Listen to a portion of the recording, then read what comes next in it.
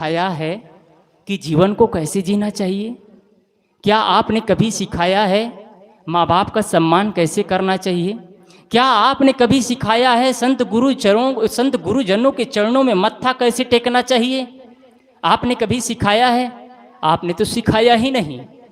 आपने वो चीज़ बताया ही नहीं कि संत गुरुजनों के चरणों में मत्था कैसे टेका जाता है। कभी आप उनको वृद्ध आश्रम नहीं ले गए जहाँ माँ बाप अपने बच्चे के लिए तरसते हैं। कभी अनाथालय में नहीं ले गए जहाँ बच्चे अपने माँ बाप के लिए तरसते हैं। और कभी ऐसे आश्रमों में नहीं ले जाते जहाँ सेवा स्वाध्याय और साधना के बल पर संत जन मेहनत करते हैं समाज के अपने निर्माण के लिए। आप सबकी मेहनत के साथ साथ संत जन अपना खुद का जीवन को तराशते हैं और समाज के कल्याण के लिए काम करते हैं। वहाँ भी आप बच्चे को नहीं ला सकते। मंदिर में जरूर ले जाते हैं, आप ले जाइए, बिल्कुल ले जाना चाहिए। कम से कम शराब भट्टी में तो नहीं जाएगा, मंदिर में जाएगा तो। लेकिन महत्वपूर्ण है उस आश्रम में भी ले जाइए जहाँ जीवन का निर्माण होता है, जहाँ जीवन का उत्थान होता है, जहाँ जीवित इंसान को पूजा करने की तरीका सिखाया जाता है। आप सभी से पुनः निवेदन, सदगुरु कबीर की एक साखी, सोना सज्जन साधुजन। आप सज्जन व्यक्ति में गिनती हो, आपकी पर्सनालिटी ऐसा हो, आपका व्यक्तित्व ऐसा हो, आपके बच्चे आपका सम्मान कर सके। आपकी बोली में, आपके व्यवहार में, आपके जीवन में, आपका व्यक्तित्व में इतना वजनदार होना चाहिए कि आपके बच्चे आपके पास झुक सके, आपके बातों को अवहेलना न करे। आपके बच्चे ही आपके पास खड़े हैं और आप उनके सामने गलत सलत बातें बोलते चले जा रहे हैं। आपके बच्चे आपके सामने खड़े हैं, उनके ही सामने सिगरेट के धुआं, दारू का शराब पीते चले जा रहे हैं, गुटखा भरते चले जा रहे हैं। कैसे आपके बच्चे आपका कहाँ मानेंगे? कैसे आपके बच्चे आपका कहाँ मानेंगे? आपका बच्चा सिर्फ पैसा बनाने की फैक्ट्री नहीं है। जीवन का महत्व दीजिए, जीवन को महत्व दीजिए, जीवन को तराशने का तरीका सिखाइए, जीवन में कुछ निर्माण करने का तरीका सिखाइए। सिर्फ पैसा कमाना मत सिखाइए। पुत्र सपुत्र का धन संचय, पुत्र कपुत्र का धन संचय। यदि पुत्र कुपुत्र है तो धन संचय की जरूरत नहीं, पुत्र सुपुत्र है तो भी धन संचय की जरूरत नहीं। जो आपसे खर्च के बाद बचता है वो अच्छी बात है, लेकिन धन संचय भी करिए और खूब विकास करिए। साथ साथ अपने जीवन में अपने बच्चों को, माँ बाप को सम्मान करना मत भूलिए। माँ बाप के चेहरे को मुस्कान न छीनने पाए, माँ बाप के आंखों में आंसू न बहने पाए। सदगुरु कबीर के इन साखियों को लेकर के जाइए। घर को टूटने और बिखरने मत दीजिए। घर को परिवार बनाइए, घर को स्वर्ग बनाइए। आपके घर को रेस्टोरेंट और होटल मत बनाइए। आपके बच्चे आपसे प्रेम करे, वो जीवन जीना शुरू करे तो निश्चित ही आप सबका जीवन सार्थक होगा। एक सूचना और कहना चाहूँगा मैं, यहाँ आश्रम में प्रत्येक माह के 1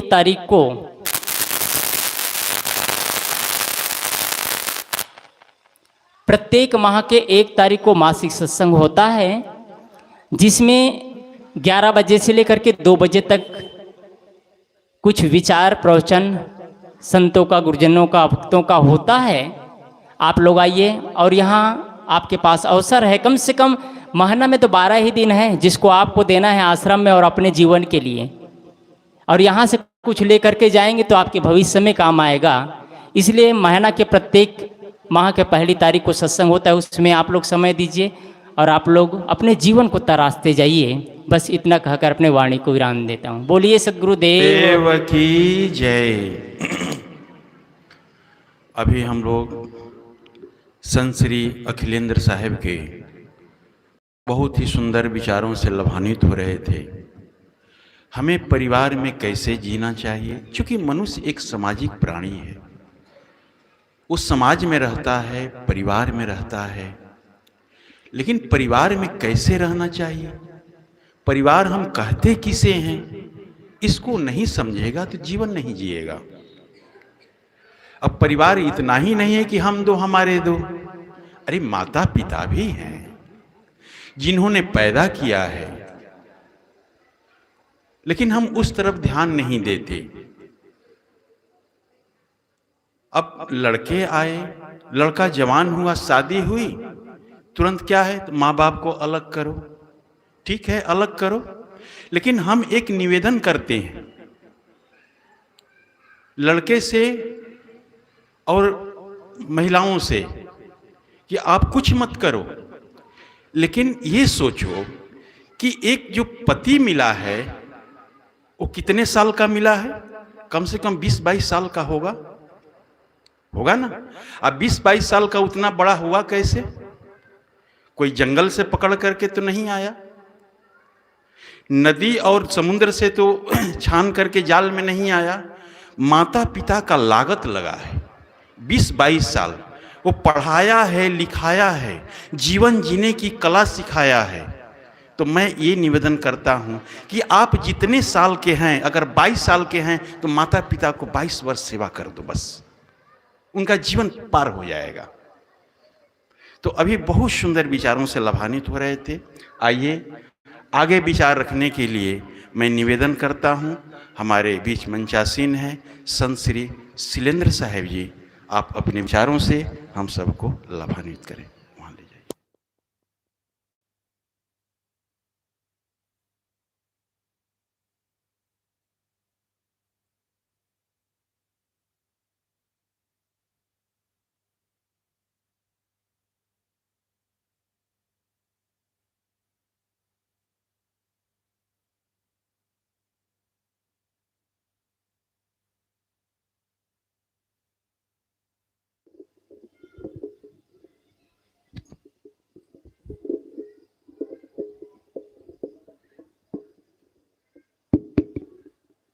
एक बार जोर से जय बोलेंगे सब के सब।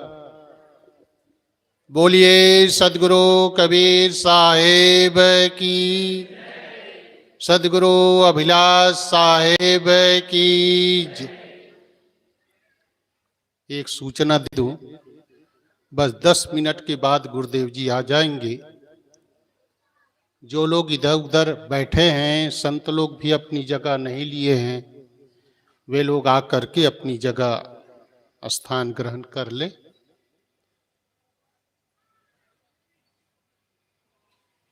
परम पूज्य गुरुदेव जी, मुद मंगल में संत समाज, श्रद्धेया साध्वी बहनों,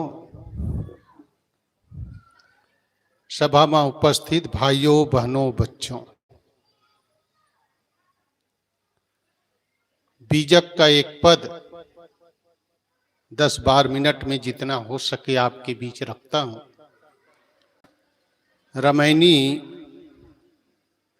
10 है।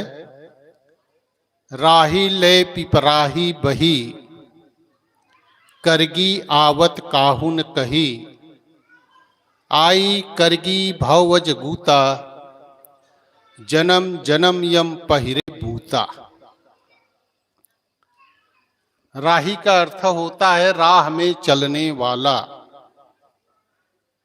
जितने हम शरीरधारी जीव हैं, आदमी हो चाहे और जितने प्राणी, सब राही हैं। कहाँ राह है? जन्म मरण के राह में पड़े हुए हैं। सब कर्मी जीव है, किंतु इसका मनुष्य का और माया का क्या संबंध है, इस पद में बहुत बढ़िया ढंग से ने बताया है। राही ले पिपराही बही, राही मतलब प्रत्येक कर्मी जीव सांसारिकता की चाहना लेकर के, कामना लेकर के बह जाता है। किसमें बह जाता है? जिस चीज की उसको चाहना होती है उसी में बह जाता है, जबकि उसको तटस्थ होना चाहिए, उसकी जगह पे बह जाता है। कैसे बहता है वो? जब वो चाहना रखता है तो पीपल के पत्ते के समान व्यक्ति का मन चंचल हो जाता है और वह बह जाता है। राही ले पिपराही बही, करगी आवत काहू न कही। करगी का अर्थ होता है माया, और दूसरा अर्थ होता है जो लोग कुछ भी प्राइमरी तक भी पढ़े होंगे, जानते हैं। कर मतलब क्या होता है? हाथ। कर मतलब हाथ। गी मतलब होता है ग्रहण करना। जिसको आप हाथ से ग्रहण करते हो, कई जगह नहीं देखते हाथ से ग्रहण करके किसको लाते हैं? हस्त मिलाप करके, पानी ग्रहण करके। पानी मतलब भी होता है हाथ। पानी नहीं कह रहा हूं, पानी। पानी मतलब होता है हाथ। जिसको आप हाथ पानी ग्रहण करके लाए, अर्थात हस्त मिलाप कर करके लाते हैं, किंतु वही माया है ऐसा कोई आपको बताता नहीं। या प्राणी और पदार्थ में, संसार की इच्छा में दो चीज आती है, एक कंचन और कामनी। ये बीजक का कोड वर्ड है। कंचन मतलब जितनी भी संपत्ति है वो कंचन में आता है, और कामनी का अर्थ होता है मोह माया और वासनाओं से लिप्त होना। ये मोह माया के अंतर्गत आता है। साहेब कहते हैं जिसको तुम हस्त मिलाप करके लाते हो वही तेरे लिए माया है, और कोई दूसरी माया नहीं है, किंतु कोई आपको बताता नहीं है। या जिसको हम पकड़ते हैं हाथों से, चाहे सत्ता हो, चाहे पदार्थ हो, चाहे व्यक्ति हो, जिसको हम पकड़ते हैं वही हमारे लिए माया होती है। पहले ये टेबल को व्यवस्थित कर दो, साहब के चढ़ने के लिए पहले बना था वैसे। आवत करगी आवत भव अजगूता। ये करगी आती है तो बड़ा अजगूता होता है। अजगूता मतलब होता है आश्चर्य। जिसको हम हाथ में पकड़ करके लाते हैं और हम सोचते हैं कि हम उसको पकड़े हैं, किंतु साहब कहते हैं आप पकड़े तो हैं किंतु खुद पकड़ा गए हैं। खुद उसमें किसी को पकड़ते हैं तो हम खुद पकड़ा जाते हैं। जैसे करंट नहीं लगता है, छूते हम हैं किंतु नुकसान हमको ही देता है। इसी प्रकार से जिसको भी हम, चाहे पद हो, पदार्थ हो, या शादी करके आपने, गौना करके आपने स्त्री लाया, जिसको भी हम पकड़ते हैं हम उसी में पकड़ा जाते हैं। साहेब कहते हैं जन्म जन्म यम पहिरे बूता। जन्म जन्मांतरों से जो बैठे पकड़ रखे हैं, यही जिसको हम पकड़ते हैं वही हमारे लिए माया है, और उसी माया में हम फंस करके संसार सागर में गोता खा रहे हैं। इसलिए साहब कहते हैं कि इसके आखिरी पद अब कह देता हूं, साहब बिल्कुल आने का है। माया में बीजक का एक खास एक प्रकृति है। शुरू में साहब जो बात करना चाहते हैं आखिरी में उसका रिजल्ट बताते हैं, बीच में उसका वर्णन करते हैं। सकारात्मक वर्णन करते हैं और कहीं पर उसका प्रतिरोधात्मक जो वर्णन करते हैं, पक्ष में और विपक्ष में दोनों वर्णन करते हैं। यहां पर साहब जो शुरुआत क्या किए, लोग यदि कामना लेकर के इच्छा करते हैं तो उसका मन चंचल होता है। अब उसका रिजल्ट क्या बता रहे हैं साहब, अमृत वस्तु जाने नहीं मगन भया सब लोए, कहीं कबीर कामो नहीं जीवहि मरण न होए। इसलिए उनसे उन कामनाओं से बचना चाहते हो तो पहले अमृत वस्तु को जानो। अमृत कौन है? जो मरता नहीं है। वो कौन है? जो हम माया के लिए जो मन बनाते हैं और मन को चंचल करते हैं, उसकी जगह पे हमको अब कहाँ मन लगाना चाहिए? अपने स्वरूप में, आत्मा में, चेतन में मन को लगाना चाहिए, क्योंकि वो अमृत है, कभी मरता नहीं है। नाशवान चीजों में हम जो मन लगाते हैं उसकी जगह पे हमको अब अविनाशी जो तत्व है, परम पुरुष अविनाशी भी उसको कबीर साहब ने कहा, उसी को राम कहा, उसी को अंतर ज्योति कहा, उसी को साहेब कहा। जो अंदर में बैठा है, कहीं पर राम कहा, रमिया राम कहा, राम नाम कहा, राजा राम कहा, वो अंदर में बैठा अमृत तत्व है जो कभी मरता नहीं है। कहीं कबीर कामो नहीं जीवहि मरण न होए, जिसके अंदर में कामना नहीं है। शुरुआत साहब करते हैं जिसके अंदर में संसार की कामना होती है, उसका मन चंचल होता है, दुनियादारी में फंसता जाता है, जन्म जन्म यम या पहिरे बूता, जन्म जन्मांतर तक उसमें फंसता चला जाता है। और बचने का उपाय क्या बताते हैं साहब? कहीं कबीर कामो नहीं, जिसमें कामना नहीं है, वासना नहीं है, जिसमें इच्छाएं नहीं है, संसार की इच्छाएं नहीं है, वही संसार सागर से बच सकता है। इसलिए महापुरुष लोग हमको खास ये सलाह देते हैं कि दुनियादारी की इच्छा ना करके स्वरूप की इच्छा करें। और इसके लिए एक और बहुत सुंदर साखी है साहिब का कि जो हम भाव सागर की इच्छा क्यों बनाते हैं। भाव सागर क्या चीज है? भाव सागर वह है जो हम दुनियादारी की इच्छा करते हैं, और दुनियादारी की इच्छा करते हैं इसलिए हम भाव सागर में फंसते चले जाते हैं। तो उसकी जगह पे हमको किसकी इच्छा करनी चाहिए? कल्याण की इच्छा करनी चाहिए। कल्याण की इच्छा करेंगे तो केवल इच्छा से कल्याण नहीं होता है, उसके लिए राम के जहाज में बैठना पड़ेगा। राम के जहाज में बैठने से भी किसी का कल्याण नहीं होगा, क्योंकि जहाज को तो हाँकने वाला चाहिए। हाँकने वाला कौन होते हैं? सद्गुरु संत होते हैं। और वैसे गुरु के रूप में जाकर के हमारे बीच में बैठेंगे तब हमारा कल्याण होगा। कबीर पंथ की एक खास विशेषता है कि यहाँ पर जीवता की पूजा होती है। जीवता का मतलब होता है जिसमें जान है, जिसमें जिंदा है, उसकी पूजा होती है। कई बार मैं कहता हूं यहाँ तक कि जो लोग चौका आरती करते हैं, चौका आरती, वहां भी महंत बैठा है तो कबीर साहब के फोटा में नारियल नहीं चढ़ाते, याद रखिएगा। किसको देते हैं? जो महंत बैठा है उसके हाथ में नारियल, फूल, हार जो कुछ भी चढ़ाते हैं, जिंदा जो महंत हैं उनके हाथ में चढ़ाते हैं। पूरे कबीर पंथ में जिंदा की फोटा, जिंदा व्यक्ति के, महात्मा के पूजा होती है। किंतु उसमें है क्या चीज खास? देखा देखी में, वैष्णव के देखा देखी में आज कबीर पंथ में भी कबीर साहब की मूर्ति रखने लग गए। मूर्ति रख लो तो भी कोई बात नहीं, ठीक है, प्रतीक के रूप में आप रख लीजिए, किंतु उसको भोजन चढ़ाने लग गए, आरती पूजा होने लग गई, सबके घर में ढोल नगाड़ा बजने लग गए। किसके लिए? मूर्ति की पूजा के लिए। जबकि गुरु की पूजा होनी चाहिए, जिंदा की पूजा होनी चाहिए। जो कबीर साहब ने जिसका विरोध किया, उसी जो विरोध किया उसी का ही समर्थन करने लग गए। इतना चमत्कार की बातें कबीर साहब के साथ जोड़ने लग गए कि पूछो मत।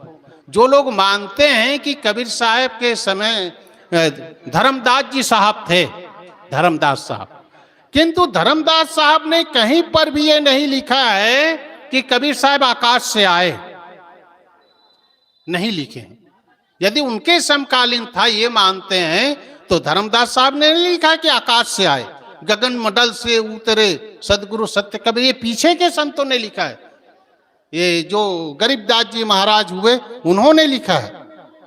इसका मतलब शुरू में कहीं पर भी कबीर साहब के लिए चमत्कारिक रूप नहीं था, किंतु कबीर साहब के लिए ज्ञान का स्वरूप था।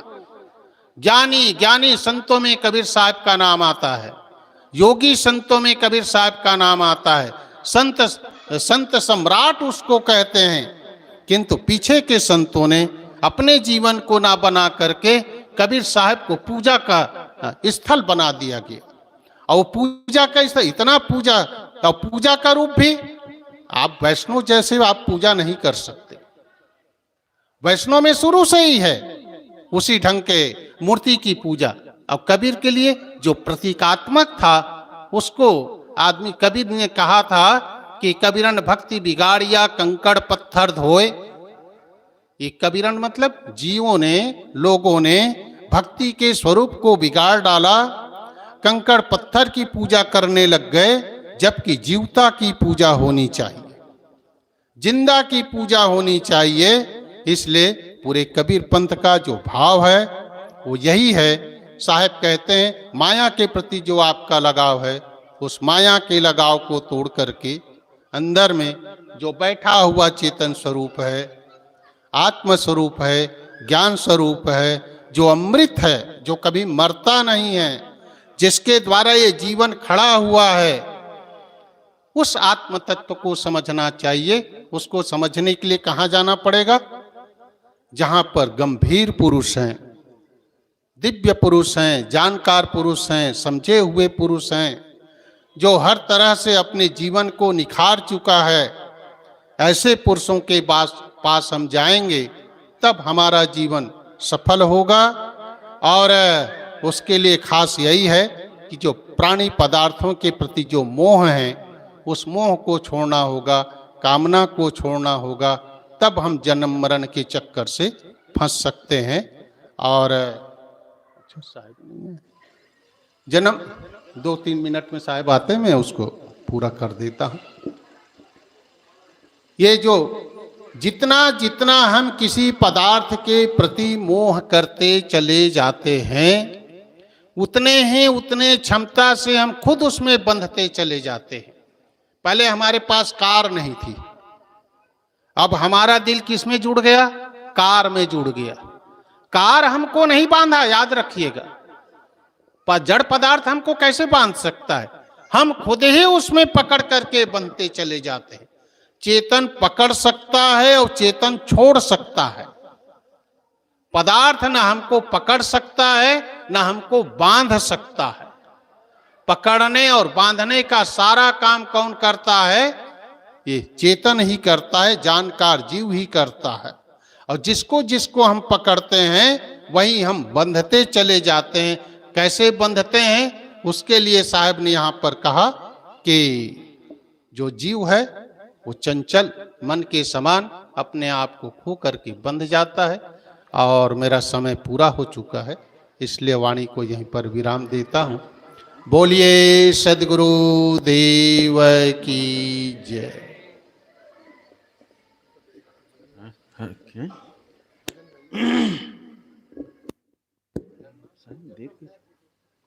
मना कर रहे हैं ना, दे दें। बोलिए सद्गुरु देव की जय।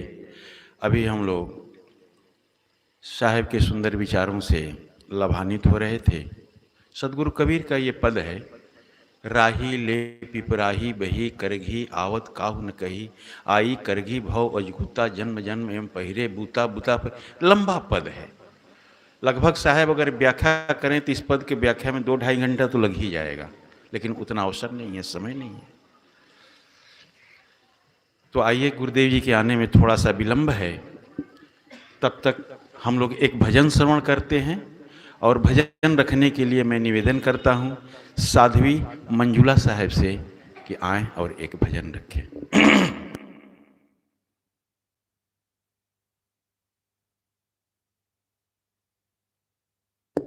यहीं आ जाएं, यहीं खड़ी होकर के गा दें। वहां तक जाएगा लीड जाएगा। चलो,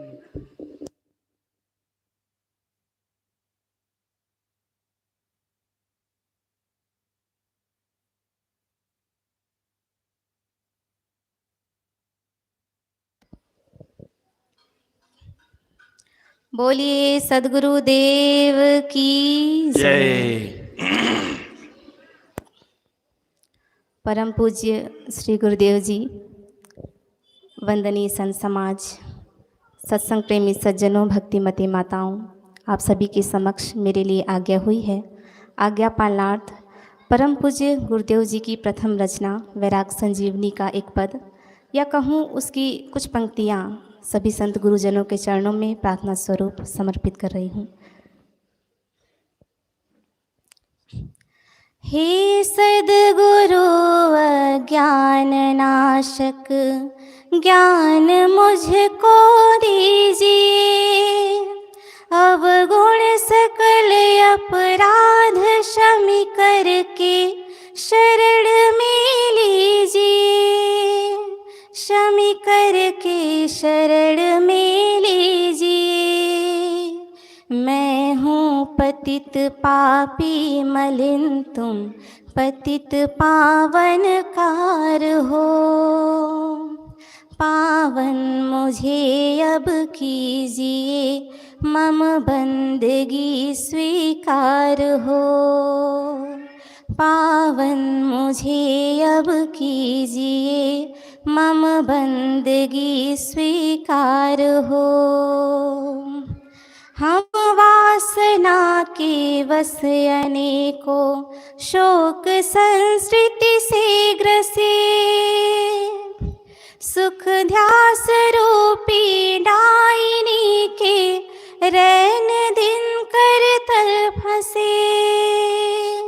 हम रैन दिन कर तल फंसे, तुम इन सबों से पार दीनानाथ, रहित विकार हो। तैसे हमें भी कीजिए, मम बंदगी स्वीकार हो। मालूम नहीं किस हेतु से भक्ति हमें नहीं भावती, हे सद्गुरु इस हेतु से नहीं शांति मन में आवती, नहीं शांति मन में आवती।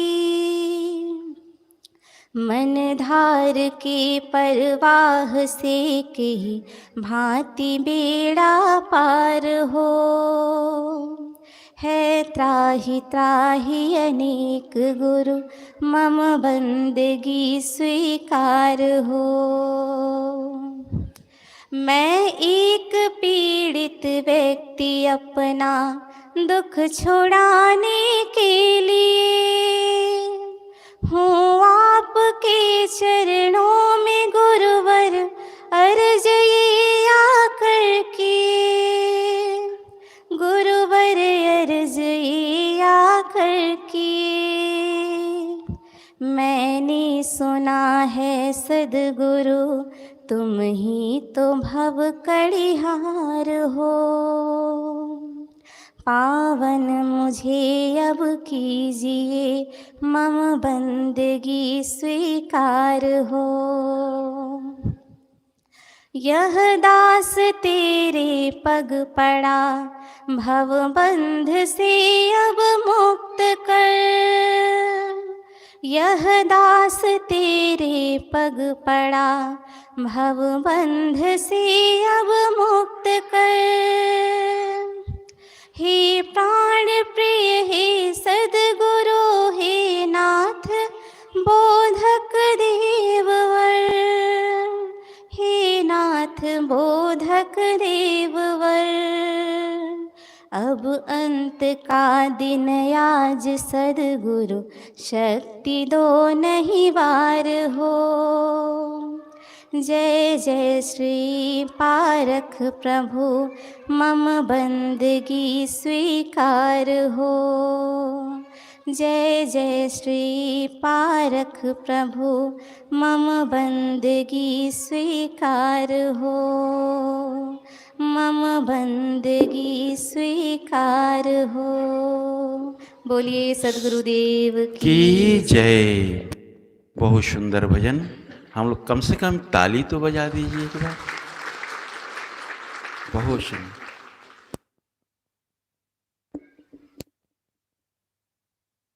देर है। अच्छा, आइए भजनों की कड़ी में एक और भजन श्रवण करते हैं। और भजन रखने के लिए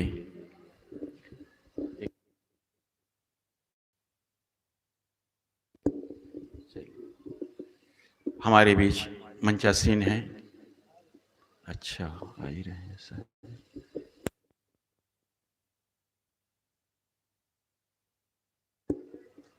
हाँ, अब गुरुशरण जी से निवेदन है कि आप भजनों का कार्यक्रम जारी रखें।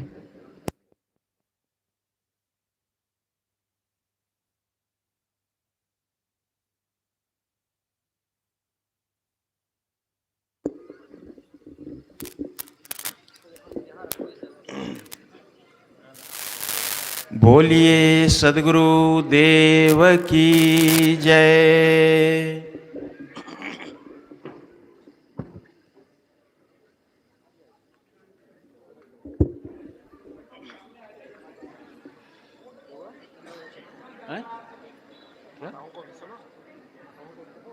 हाँ, सब लोग आगे बढ़ कर के बैठें। माताओं बहनों से और भाई लोगों से भी निवेदन है कि आप लोग आगे बढ़ कर के बैठें, अपने आगे जगह न छोड़ें, ताकि हाँ, और जिनके पास बच्चे हैं उनको संभाल करके रखें। बच्चे उधम मचाते हैं, हल्ला शोरगुल करते हैं।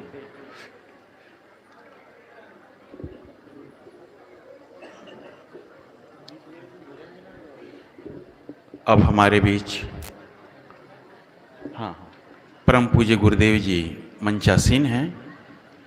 हम लोग गुरुदेव जी के आशीर्वचन से लाभ लेंगे। उसके पूर्व एक भजन श्रवण करते हैं और भजन रखने के लिए मैं निवेदन करता हूँ गुरुशरण जी से कि आप एक भजन रखें।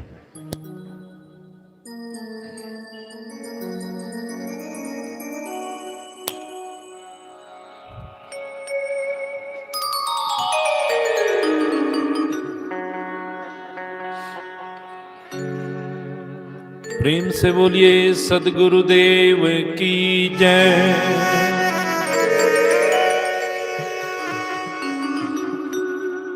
जाका गुरु है आंधरा, चीला खरा निरंध, अंधे को अंधा मिला, पड़ा काल के फंद, जानता बूझा नहीं, बुझी किया नहीं कौन, अंधे को अंधा मिला, राह बतावे कौन। सद्गुरु में भेद है, गुरु गुरु में भाव,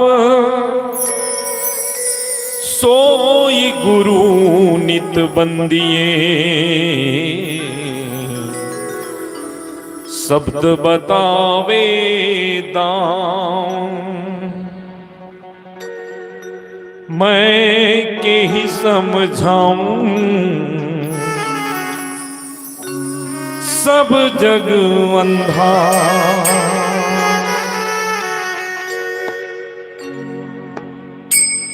मैं के ही समझाऊं सब जग अंधा, मैं के ही समझाऊं सब जग अंधा। एक दुई हो उन्हें समझाऊं, एक दुई हो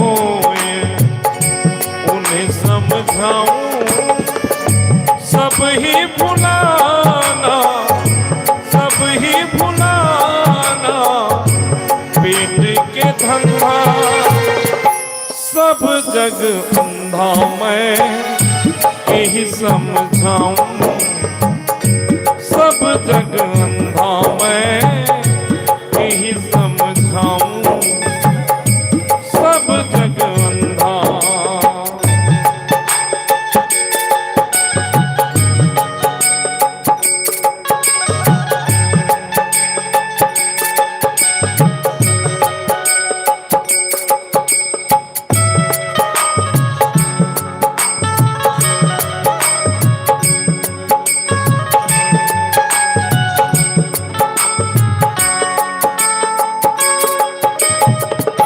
पानी के घोड़ा पावन असवरवा, धर की पर जस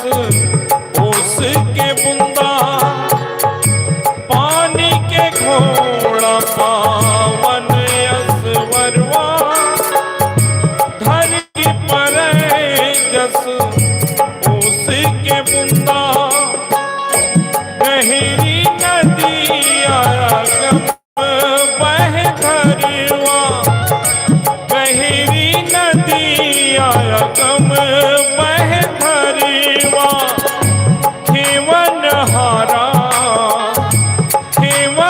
हारा पड़ीगा फंदा सब जग अंधा मैं यही समझाऊं सब जग अंधा मैं यही समझाऊं सब जग अंधा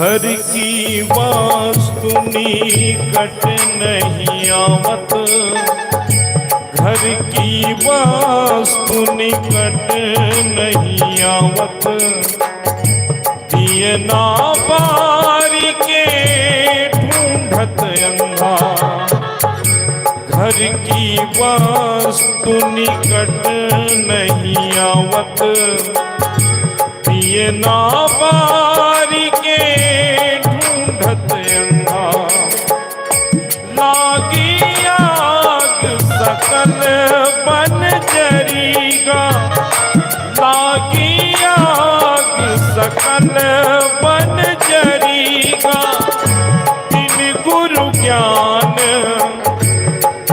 गुरु ज्ञान भटकिया बता सब जग अंधा मैं यही समझाऊं सब जग अंधा मैं यही समझाऊं सब जग अंधा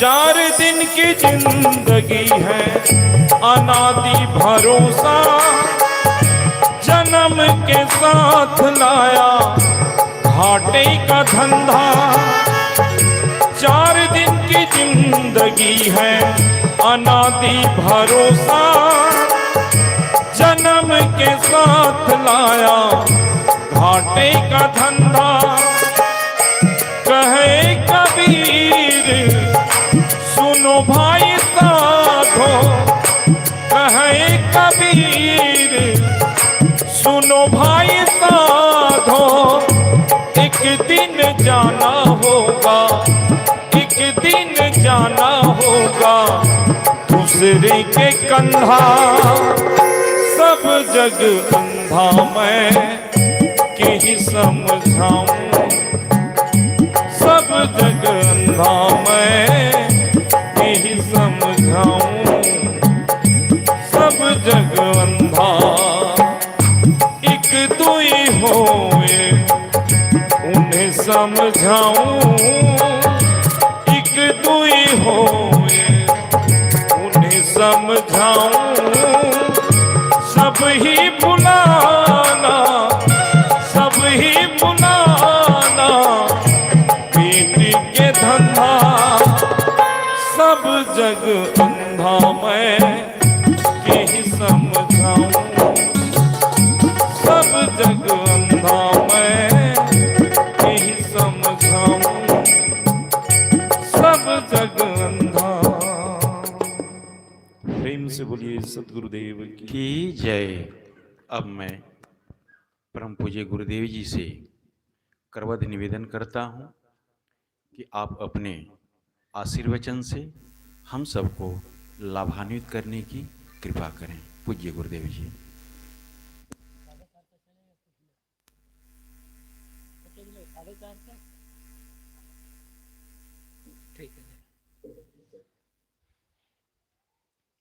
मुद मंगलमय संत समाज, धर्म प्रेमी सज्जनों, श्रद्धा मूर्ति देवियों, अभी गुरु शरण जी सदगुरु कबीर का भजन सुना रहे थे। मैं के ही समझाऊं सब जगह अंधा। तो एक घटना याद आ गई।